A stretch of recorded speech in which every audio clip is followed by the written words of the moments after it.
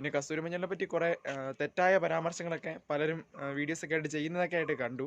അപ്പോൾ അതിൻ്റെയൊക്കെ ഒരു സത്യാവസ്ഥ എന്നാൽ അറിയാവുന്ന രീതിയിൽ നിങ്ങളുമായിട്ട് ഷെയർ ചെയ്യാമെന്നൊക്കെ കരുതുന്നു കേട്ടോ.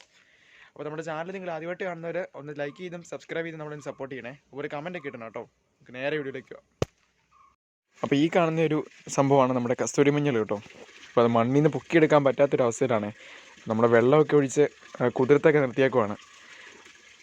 ഇതിൻ്റെ തണ്ടൊക്കെ ഉണങ്ങി വീണ് കഴിഞ്ഞൊരു 2 ആഴ്ച വെള്ളം ഒഴിക്കാണ്ട് നിർത്തണം എന്നൊക്കെയാണ് പറയുന്നത്. പക്ഷെ നമുക്കിത് പൊങ്ങിപ്പോരിയല്ലാത്തതുകൊണ്ട് വെള്ളം ഒഴിച്ച് നിർത്തിയാണ് കേട്ടോ. ഒരു ചോട്ടിൽ നമുക്ക് അത്യാവശ്യം തരക്കേടില്ലാത്ത രീതിയിൽ വിളവ് കിട്ടിയിട്ടുണ്ട്. അപ്പോൾ നമ്മുടെ നിലത്ത് നട്ടായിരുന്ന മൊത്തത്തിൽ 2 ചോടാണ്. ഇപ്പോൾ 2 ചോടും നമുക്ക് ഹാർവെസ്റ്റ് ചെയ്യാൻ പറ്റി.